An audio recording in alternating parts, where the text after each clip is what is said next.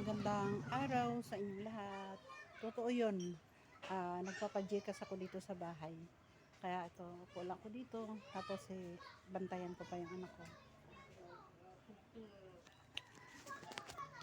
Ayan, nagpajikas ako yan.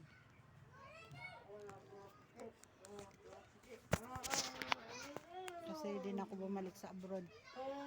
Dahil doon sa anak ko, hindi ko na maiwan-iwan. Nag-epilepsy kasi. May tumawag na naman kasi itong mga ibang lahi. Hindi naman dapat sagutin to kasi nagsisend sila ng bastos.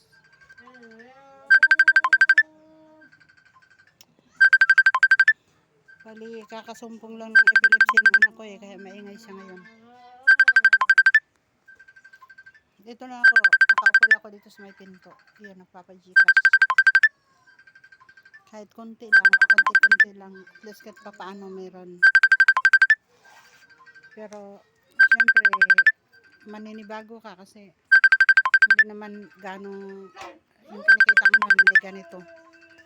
Kailangan adjust lang talaga.